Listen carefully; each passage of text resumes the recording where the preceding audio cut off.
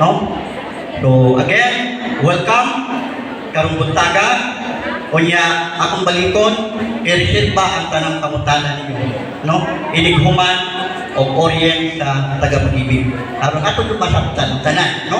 Kaya magsige kong pangutana maputol ba, no? Atong timbo ng pangutana at the last portion. So here we go at tanaw ang video presentation kabahin sa proyekto.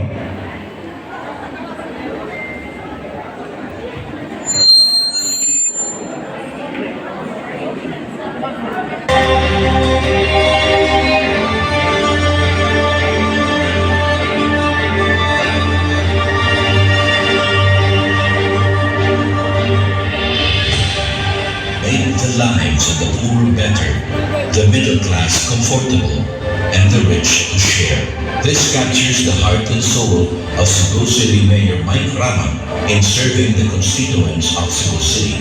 The project is sparked today with a groundbreaking. The proposed housing complex echoes this mantra when the aspiring sector will find what the home their families deserve, living in a vibrant community.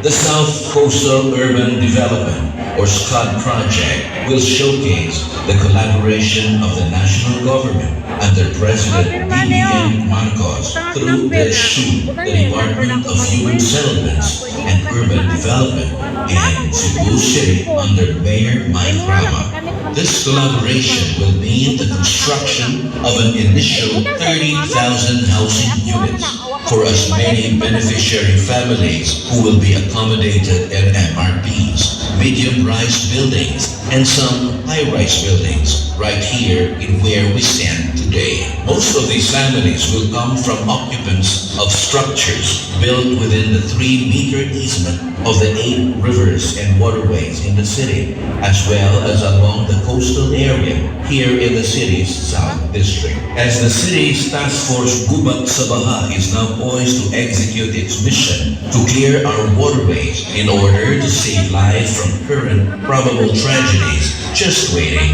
the city begins to prepare the new homes for those affected.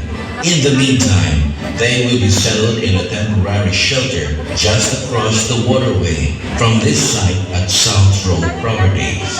The collaboration with the SHU sparked during a meeting in October last year between Mayor Mike Rama and Undersecretary Gary De Guzman, who in just a month signed on behalf of Secretary Jerry Acusar a Memorandum of Understanding with the Mayor last November 18, 2022. Secretary Acusar finalized the collaboration with the Mayor last month when both agreed to realize President BBM's 4 Ps, the Pambansang Pabahay para sa Pilipino program.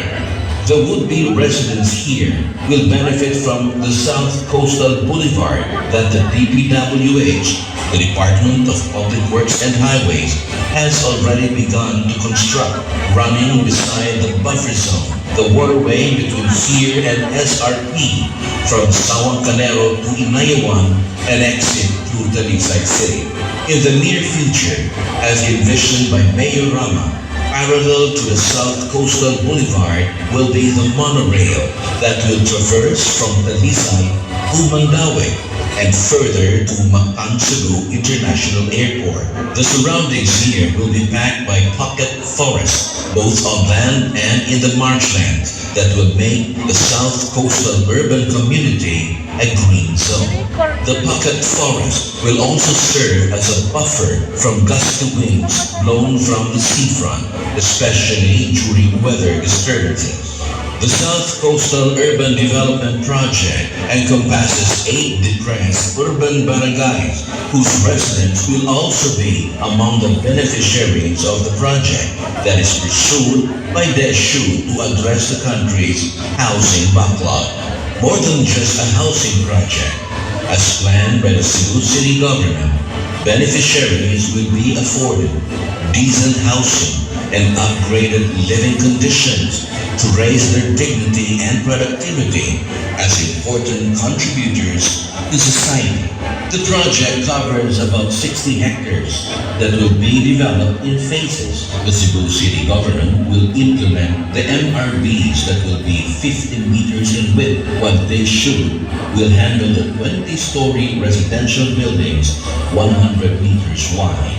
They should commit 9,000 units in these high-rise buildings that will stand in a 5-hectare area. Meanwhile, the first phase of the housing area covers 25 hectares in barangays Inasamaan, Pasakpardo, and Pasag sa Nicolas. The second phase will be in barangays Inayawan and Cogon Pardo, and the third phase in barangays Mambaling, Dulho, and Sawang Calero. There will be open spaces for recreation and areas for community gathering and commercial centers. The 70-meter waterway between SRP Commercial Zone and the South Coastal Urban Development Project will likewise serve as a major buffer and recreation zone.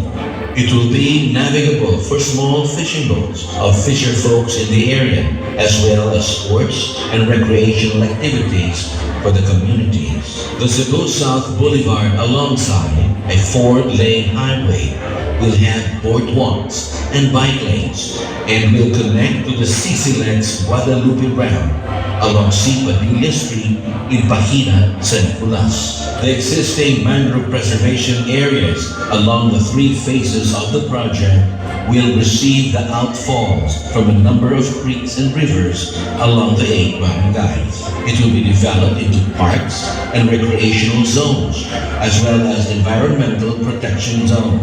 The mangrove trees shall act as carbon sinks to reduce carbon dioxide emissions from the urban areas. Boardwalks around the mangrove park for tourism, as well as opportunities for learning to our younger generations on environmental preservation and low carbon initiatives. Between the 2 zones of high-rise buildings and MRBs will be a wide pedestrian-dominated greenway or a linear park for walkable neighborhoods with green initiatives. All these plans came about as an offshoot of the efforts of the city government, driven by the dynamic leadership of Mayor Mike Rama, backed by the City Council led by Vice Mayor Raymond Alvin Garcia, guided by the vision for a Singapore-like Cebu City. The would-be beneficiaries and the rest of the constituents of this city are blessed that such a vision got the bridge to reality through the support of the administration of our President, Ferdinand Bongbong Romualdez Marcos Jr. Together with President BBM, we can make greater things happen for Cebu City. In God we trust. Mahal na Birhen sa Guadalupe, pray for us.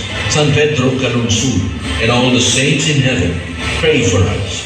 Señor Santo Niño, have mercy on us.